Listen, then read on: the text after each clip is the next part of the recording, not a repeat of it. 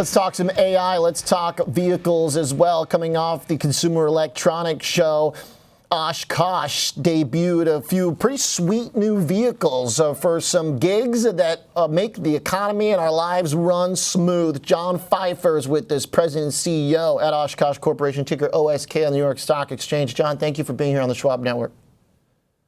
Yeah, thanks for having me, Oliver. I appreciate it.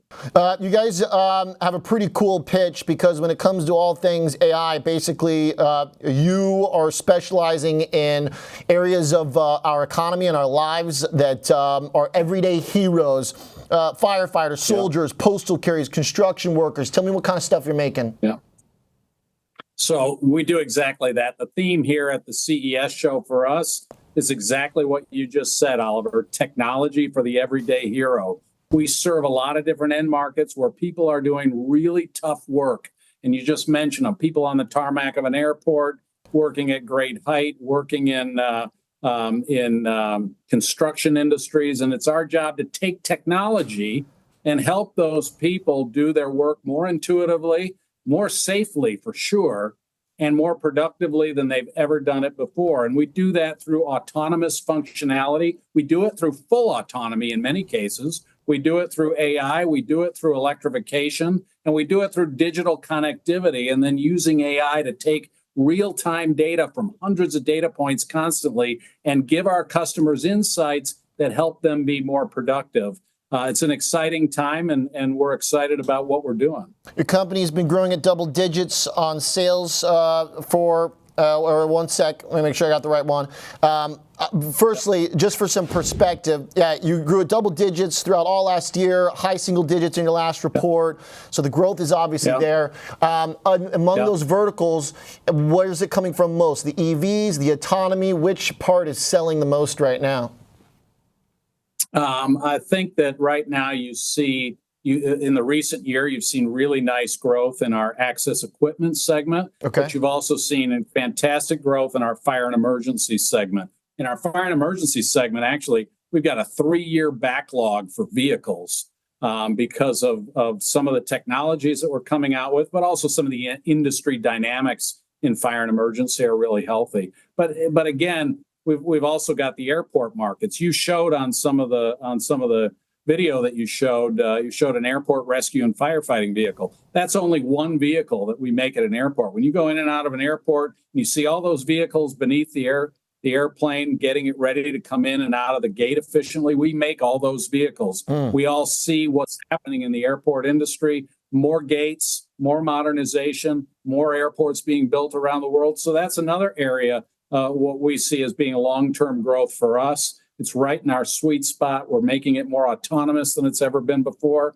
and it's really exciting. For those markets, John, how much is, according to sort of the industrial cycle, the economy, how much people are flying, how much they need to refresh their machines, and how much is secular growth, where you're going to those customers and saying, I know you've got one of our trucks or vehicles, but I've got an even better one now that can save you money because it's running on its own or something like that.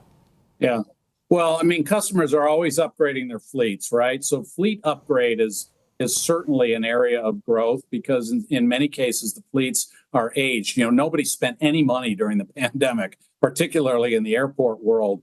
So there's fleet replacement that's driving demand. But we see in airports everywhere, even in the United States, we see expanded terminals. Every time one of our big customers, whether it's Delta or United or Southwest, says they're going to add more airplanes, they also have to add the fleet of vehicles that we provide to make it all work. So it's coming from a variety of angles today in the airport world. Okay. And when you look at the updates from a technological perspective, are you making all that software in-house? Do you partner with software companies or with data providers? When you are using an autonomous product from Oshkosh, how much is in-house, patented, your IP, your mind? So, I mean, the simple answer is both, but we've been doing autonomous vehicles for a long time. We do full autonomous vehicles in off-road terrain for the Department of Defense is one example. Over the years, it's one area where we've developed the expertise. So we always lead with regard to the software development.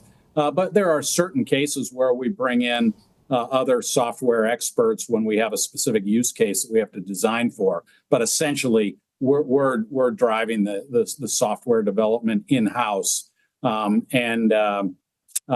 really interesting when you see our business. Hey, we're 105 plus years old.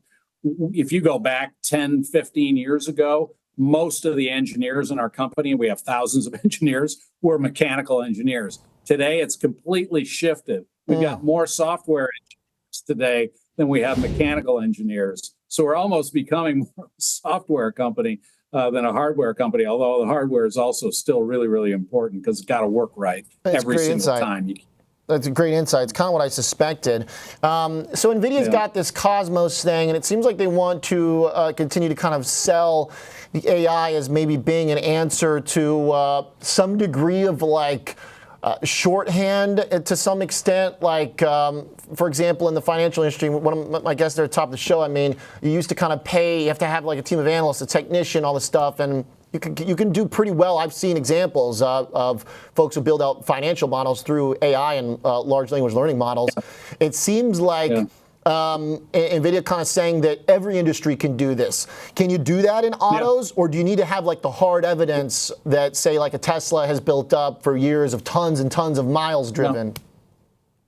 We can do it, and we do it. You know, some of the interesting areas where we apply artificial intelligence are, for example, if you look into like repetitive tasks, like the refuse collection industry. Today, our refuse collection vehicles, they're learning about what they're doing every single day that they're in the market. They're learning about what is the difference between a garbage can and a mailbox. They're learning about what goes into the hopper of the truck, because the driver wants to know if he's picked up something that's contaminated or something that's dangerous, and our customer wants to know that so that they can deal with it properly. So we've got AI models that get built into our products, and they're constantly learning as they go about their duty cycle every day. So we design them so that they can pick up data. If you look at our new postal vehicle, there's 360-degree cameras and sensors all over that vehicle, so that for the Postal Service, it can help them collect information that makes them more productive, insightful, and to do what they do, last mile delivery, better. Very cool. Appreciate the introduction, John. Let's stay in touch, and we'll be following along with the story this year. Very cool, and congrats on the debut at CES. Sounds like you guys made some waves. Thanks very much, Oliver. Appreciate it. Thank you. John C. Pfeifer, President and CEO at Oshkosh Corporation, OSK.